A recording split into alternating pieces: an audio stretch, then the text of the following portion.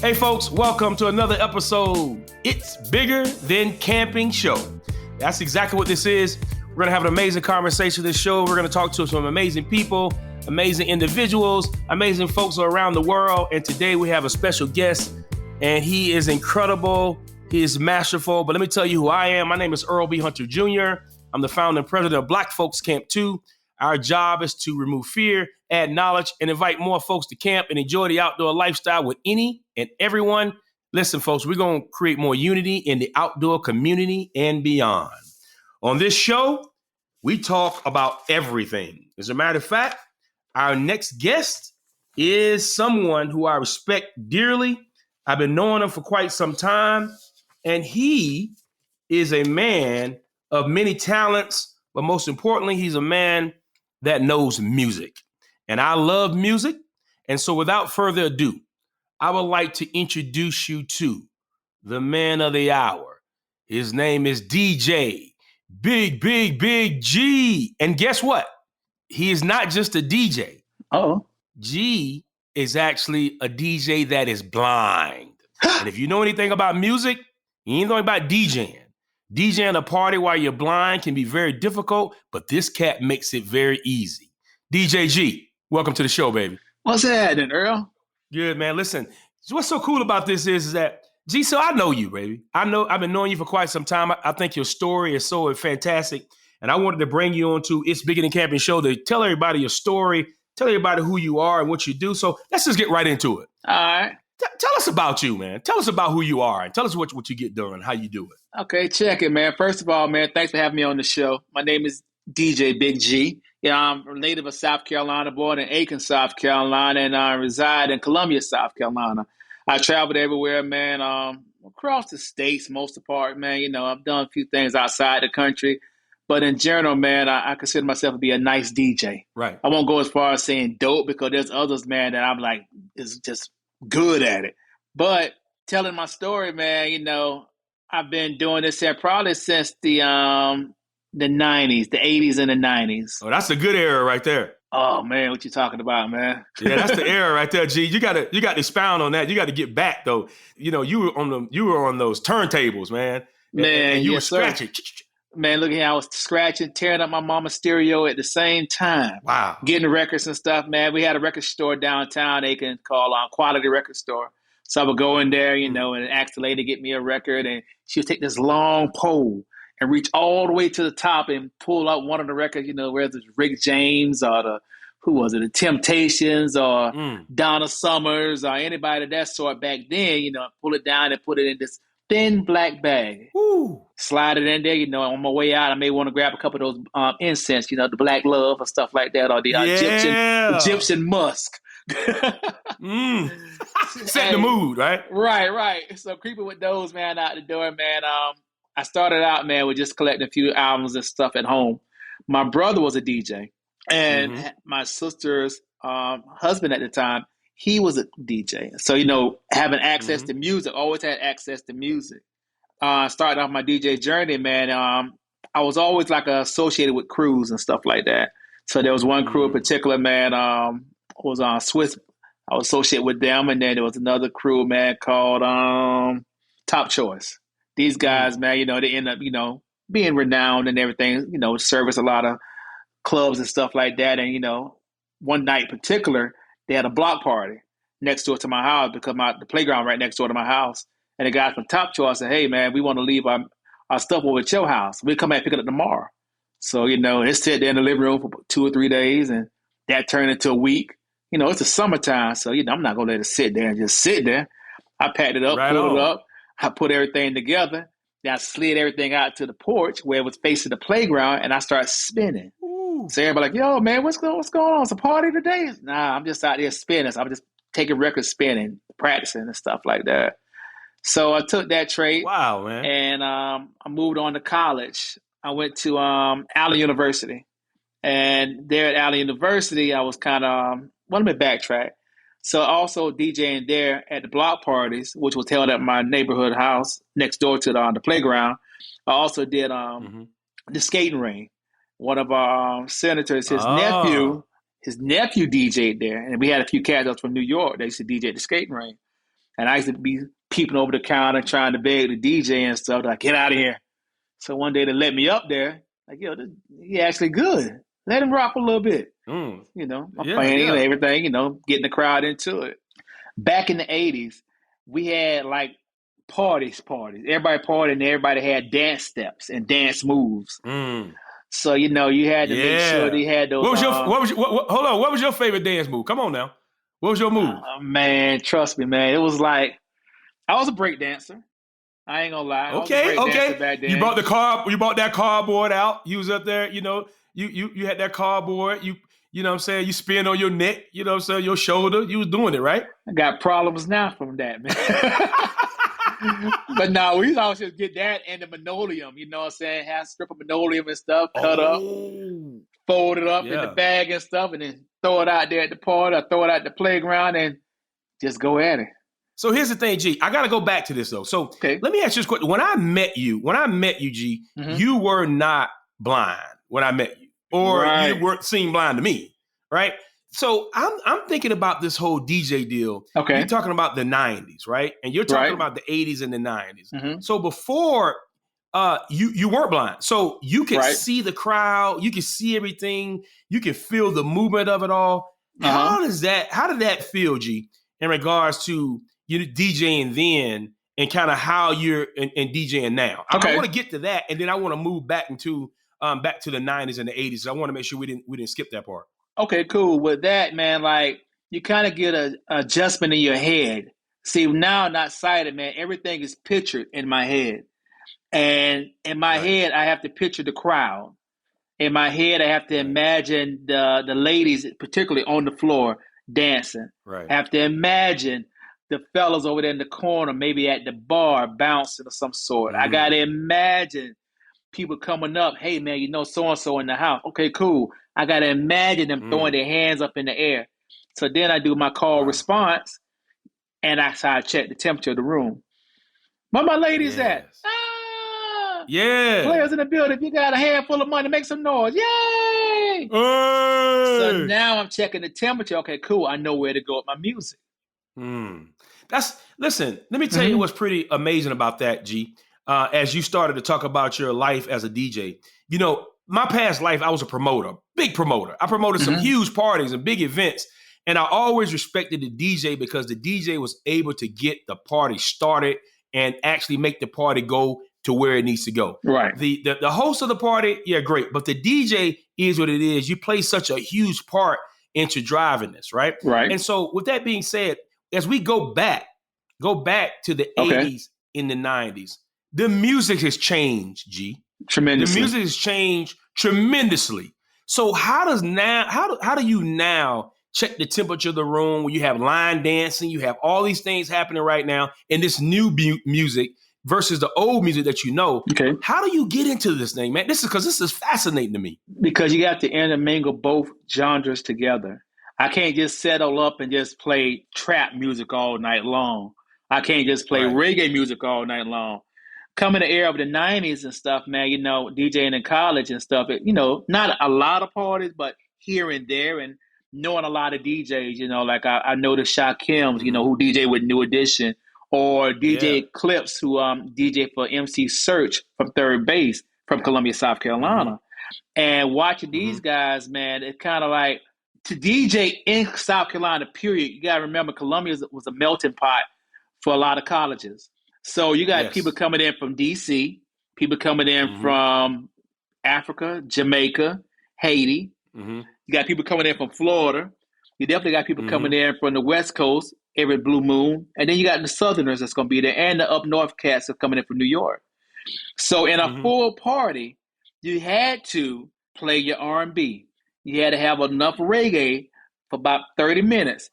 You also had to have your go-go music. You also had to have your house music. Right. And your bass music for the Miami, folks back then.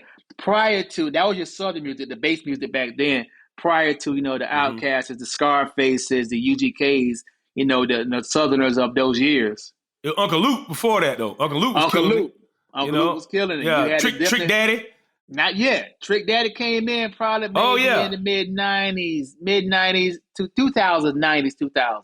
He came on Scarred. 95 South. 95 South. Yeah. All those cats, man. So so as you mentioned all this music, G, mm-hmm. and you talk about all the different cultures coming together, it's sort of how we think things here at Black Folks Camp 2 as a company, right? We believe that every race, age, gender, and ability should enjoy the outdoors, right? Again, we don't care about your race, age, gender, ability. It's like the DJ. At some point, G, most folks think that because you're a black DJ, you only DJ parties just for black folks, right? Right. But I'm sure you've been in realms where you've had to DJ in parties and events where there are different genders, different age, different abilities, also different races of folks. How does that play a part in how you do your music before you were blind and now that you are? Well, in both sets, man, you always should prepare. And I mean, prepare that you always set your crates up. You should never go into a party just going to pick music and just take a bunch of requests, because then you end up playing for one or two people as opposed to playing for the masses. I have to have hits.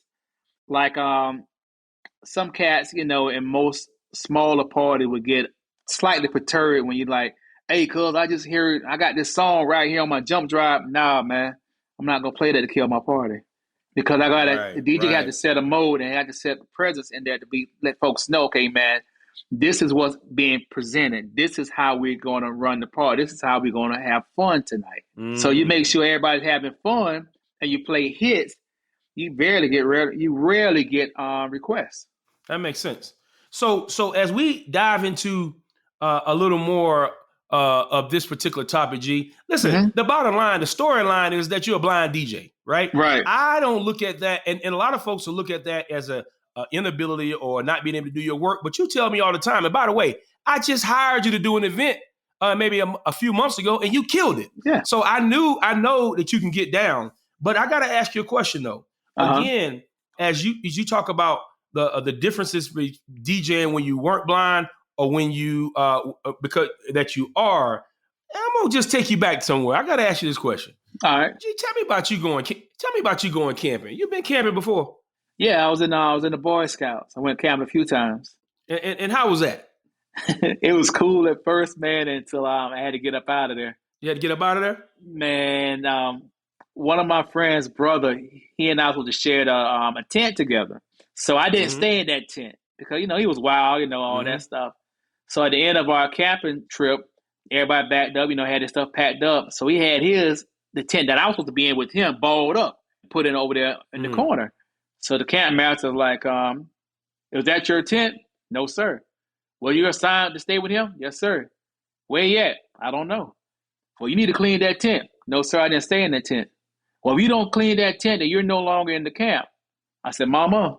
Mama said, did you dirty that tent up? I said, no, ma'am, I didn't. She said, come on, let's go. That was it. But before that, I had fun. We went camping. We stayed, I can't remember, man, but we stayed in parts of Aiken in the woods. And it was multicultural. You know what I'm saying? It was white kids as well as black kids. Nobody argued, nobody fussed. But we all enjoyed being outdoors, playing games and stuff in the wilderness at night, learning how to start fires, learning how to pitch a tent, watching the stars, learning how, to track yourself. We was learning all of that at the time, which I thought I would, which I was banking on being there a little longer, but unfortunate circumstances happened. So, Well, let's just cut to the chase. At Black Folks Camp 2, we've uncovered a lot here at Black Folks Camp 2 as a company. One of our jobs is to have the conversation with the industry to tell them some of the reason why many black folks have not gone camping, have not been in the outdoors, have not really explored the outdoors. We've actually have a lot of data to the fact that black folks, particularly people of color, have a lot of generational fear, a lot of lack of knowledge, and didn't really have a lot of invitation, meaning that the industry has not really invited black folks, for the most part, to come in the outdoors and spend their money. That's the biggest thing. And really not only spend their money, but to really to enjoy the scenery and things of that nature. So now that you are an older individual, you had that experience though as a Boy Scout, but you're an older individual now and that you're blind. Gee, what is the likelihood that you actually ever go camping again? I would go. I need a sighted guide. Okay. And I would go because being blind doesn't prevent me from doing a lot of things, but it opened my other senses to learning how to do things over again. So, for example, like I have friends sometimes get nervous, going, man, how you go to the store by yourself? Oh man, first of all, man, I trust God. Number one, number two, man, they ain't gonna hurt me. I got a cane. Right on. I'm gonna get out if I have to get out. At some point, right? Right. I said, but and boy, man, you got to be a crew. You got to be a crew dude, man, to jump on the blind dude with the cane, boy. Trust and believe, I'll make him famous. Man, do you know that's the dude right, that got beat up by that blind dude with that cane? At end of the day, and based on me knowing who you are, you got a low center of gravity. I believe you're gonna scoop somebody, baby. But no, man. I know it. So G, you know, go ahead. Keep going. I want to hear that story. I want to talk about you talk about your sense of direction, being in the outdoors and things of that nature, and not being scared and all that kind of good stuff. Yeah. I'd like you to expound on that. So, you know, man, when I got back to Columbia, man, after my surgery and stuff, man, you know, got back in town, I applied to the Commission for the Blind, South Carolina Commission for the Blind, but unfortunately, COVID settled in for that year of 2020. Mm-hmm. So I had to sit out for about a year, and they ended up the following year getting me a teacher to teach me mobility, mm-hmm. Dr. Shirley Madison. Mm-hmm. And Dr. Madison, she guided me and showed me how to not be afraid and how to use my cane more or less as an antenna and not necessarily, you know, just, you know, somewhere just to tap. Hey, man, she's a sighted guide. It's going to guide you where you need to be at. So once I've grasped that concept in my head, I see things in my head the way I need to move. That's incredible. So the fear was gone. You know, like where I stayed at one point in time, man, I was literally maybe, okay, I'll tell you exactly, about 35 steps from the garbage can. When I first, prior to me getting my mobility training, I would count my steps. But if something threw me off, like somebody hit the horn or something like that, I'm thrown off, then all of a sudden I'm lost because I don't feel where I need to be at. I may have to use my phone and like, hey, call somebody and say, hey, man, can you give me directions, man? Just turn around. You're right there at your house. And I'd be just that close, but didn't know back then. And in retrospect of the whole situation, man, that I went through, man, you know, the trials and tribulations, man, you know, God, you know, I'm a man of God first and foremost. You know, God prepared me for this. Mm-hmm. And it's an indirect way if you realize, man, things that you watch, you took notice of, that you use to survive. Prime example, like the Book of Eli. I remember watching that movie, first of all. Great movie. Watching it from beginning to the end and not realize that Denzel was blind to the end of the movie. Spoiler. So I was watching how when he walked up the steps, how he take his foot and hit the front of the steps. I was watching how he paid attention to sound. So paying attention to that, even as far as going with Ray Charles, you know, counting the steps when he was walking, you know, before he had his mobility, walking, you know, around with the weighted shoes. Right. Okay, you know, turn left, right here. There I go. All right, cool. Right. I admired that, but didn't know that I would have to experience that. Right. So once I grasped those concepts, man, Earl, it's like everything kind of was a little weight taken off my shoulder because, you know, not being sighted, not being able to see the thing that you enjoy, it's like, okay, cool. Where's the challenge? But God said, fear not, man, I got you. That's right. That challenge ain't nothing because you're going to overcome that. I'm about to give you a new way to get over that. So when he showed me, man, oh, man, Earl, I hear music differently. I hear sounds differently. Yeah. I pick up on different nuances. I detect different things differently now. And part of my ministry, man, in a sense, to tell folks about it. Because a lot of folks out here, man, older than me, that have been blind or longer. I've only been blind since 2019. A lot of folks that's been, you know, lost their vision way before me, hadn't even grasped half of the concept that I have. But I'm not talking down about them, but I want to help them. So anything I can do to tell them, I put them on game. You know, there's apps on your phone and stuff, man, that assist you. They be like, man, how you dress yourself? How you know? The only bad thing I had at one point in time, man, you know, I got so many polo shirts, man, that I couldn't figure out which one was which because they all feel the same if you know that polo cloth feel. Right. So once I got a few more apps and stuff, man, there's one particular called Be My Eyes, and it has a part in it called Be My AI. I could take a picture of that shirt and it'll tell me, hey, yellow shirt, polo horse, green stripes. Come on, man. That cut out me having to call somebody. Hey, that puts you in the game right there, boy. Oh You really man, want a polo don then. oh man, trust me, man. Like that with shoes, they'll tell you, and I could feel them. I know one from the other. Jeans, I could tell. I could feel a black denim from a blue denim. Right. So like, man, it's different things to pick up on. So, G, let me ask you this question. We're gonna go all the way back for a minute because one of the things we didn't skip over, and we skipped over it.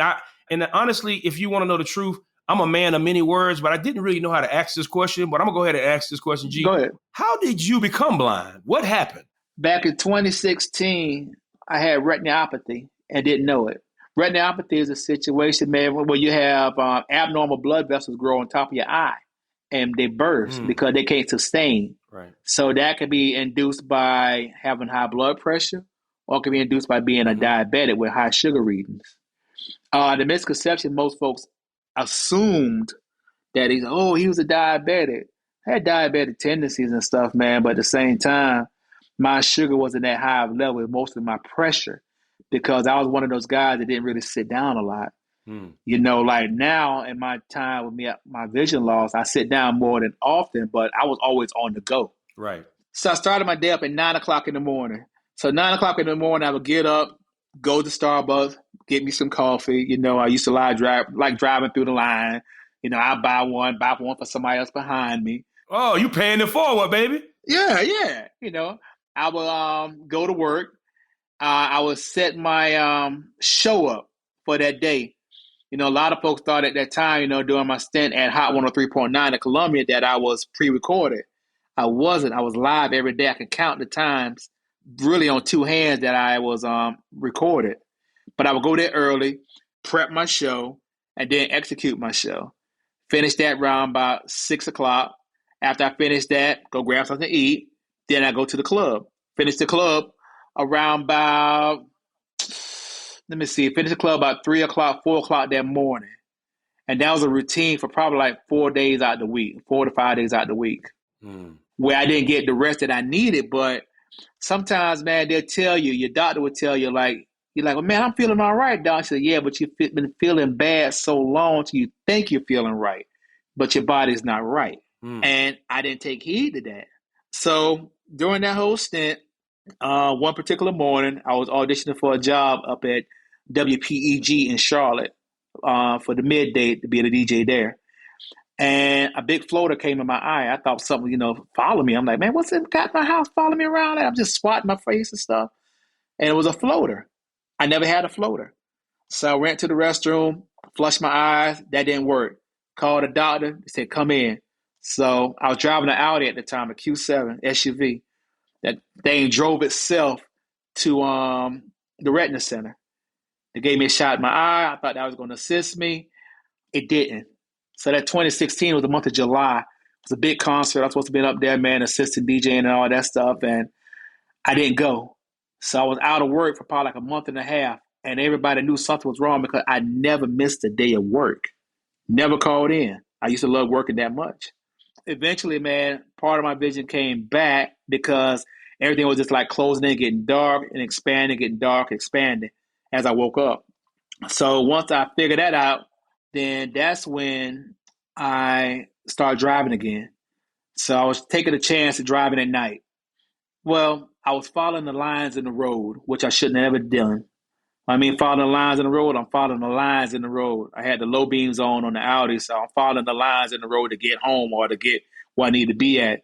And just so I wouldn't have to get stopped, I was taking the long way where I didn't have to really take the highway at times unless needed. And I would travel like when the traffic was real low. But that was just to get around because, at that time, after my situation, my vision, the word getting around, Big G's losing his vision. Me still trying to hold on, I'm like, nah, I can still DJ. So you want to show them? Yeah, some folks wanted to hear, but other folks want to, be like, oh man, he just playing. That's just BS, man. Man, he can't do it. He messing up, and they would make excuses when I was trying to work and not ask. At some point in time, man, like with folks with disabilities, we have to prove that we can do what we set our mind to because asking is like we're giving up on ourselves when we know we can do better. Hey, G, let me tell you this right here. Even I forgot Oh, I just didn't realize how big of a force you were or you are in the South. Bro, you've been major DJ on radio, major radio. Oh yeah. Every big event that I've ever gone to, I've seen Big G and lights. Every event that I've known to be that's jumping, somebody said Big G did it. Big G was there. And to be frank with you, as a promoter at that time, I had to have the best. And that's why I hired you. Not only I hired you in Columbia, but I hired you to travel up to Rock Hill all around because I felt like you were the best. G, you know, you talked about a little bit about your experience in radio, but I don't think folks truly understand what you were doing on radio at the time when a lot of folks weren't doing it on radio. And talk about your experience of that. My radio experience, man, I came with a great crew, the Hot Squad, you know, spearheaded by, you know, Jerry Smoking B, and then there, which from Atlanta, Georgia, Bill Blackburn, Harold Banks, the lovely Princess Ivory. Let's not forget about my guy Pizzo Coconuts. You know, those are the folks that I started with at the beginning, and that groomed me until, you know, we came up to, you know, the regime of my guy, man, Chris Connors. And then we came up with my other partner, Aunt Miggity Mac. Like, starting with radio, man, it'll show you, like, timing is of the essence. So just being a good DJ, you got to have timing. It's not who can scratch the best, but basically, man, who can make you, keep you motivated with the music while you're partying. Or even while you just listen to the music on the radio. You know, I was taught at my early ages of radio, man, to learn how to program music. At one point in time, I was programming music, but I didn't know that I was programming music. You know, I would play music, man, like, you know, for example, I play a No Limit set. Then I had to get out that No Limit set and I had to play a Cash Money set. But then once I figured that out, you know, hey, I learned how to program music. Then I figured, okay, I'm programming this music. This is how I get folks to stay on the floor. So then, you know, when I got onto radio, they would show me the fundamentals of that. And I think that would pitch me in, man, to being a great DJ. As far as listening to other jocks, like I used to listen to DJ Jelly out of Atlanta. I used to listen to DJ Hershey out of Atlanta. I listened to Prince Ice. I listened to who else, man? I used to listen to JC. I used to like JC, man, from Detroit. I used to listen to a whole bunch of mixtape, and not just for just a song, but just how songs was mixed in. You know, back in the early days, you know, there was the Ron G's and the S&S, you know what I'm saying, mixtapes and stuff, you know, coming up. So, you know, having those cassettes and stuff, and then, oh, man, I can't even forget about the Jampone tapes, man, that got me to talking on the microphone. Jampone. Yeah, man, you know, one time to the right, shake it up, get down, get go. I mean, like, man, that was just keen for me to do. That's what I love about you, because when I first met you as a DJ, what really turned me on about your style of DJ, being able to talk, turn the music down, and hit right back to it, right? That the crowd responds to that. They respond to the hey, what's, and then because some DJs are sort of like me, they talk too much, right? They talk too much and don't really know how to spin that music, how to get right. But you as a DJ, and by the way, G, I'm gonna go ahead and put it out there right now. And I know a lot of people may get upset with me by saying this, a lot of other DJs, but G, I'm gonna be frank with you, bro. I think you're the best to ever do it, man. I'm gonna be frank with you. I appreciate I've been around a lot of DJs. I used to have a big promotion company, and I've done this for a long time. And I'm not just talking about spinning the music. I'm talking about the best to ever do it, showing up on time. Brother, the last event that we did was my huge class reunion. And here's a man who is blind, man, showing up, packing your own gear, making sure everything is right. I asked you, do you need help? You're like, nah, I got it. And I'm like, there's so many prima donna DJs out there that think they got it going on, think they the deal, and they don't really have half of what you have, my friend. G, you inspire me, man. You've always inspired me, which is the reason why I wanted to have you on the show. Hey, thanks. Yeah, man, I want to take this to another space. Number one, first of all, what's your favorite genre of music? Man, it's hard to say, man. I listen to so much. I really can't just pick one because there's certain things I like from each one. Even like when Well, you're gonna mixing have and to pick stuff, one man. now, then. Even like with DJing and stuff, man, like I like bits and pieces of it. I can relax the jazz in the daytime. I can relax the old school in the daytime. I can like relax the '90s and early 2000s music. Mm-hmm. I definitely can rock out the trap music. The Jeezys and the whomever Gucci Mans and all that stuff, man. Because I've DJed a lot of situations for those guys or with those guys. Mm-hmm. Mm-hmm. But I'm getting back to it, G. What's your genre, man? What's your favorite genre? Come on, give me one. oh man, R&B. You study long, you study wrong. R&B. All right, I figured. R&B. Okay, good. All right. So you're an R&B guy. All right. Uh-huh.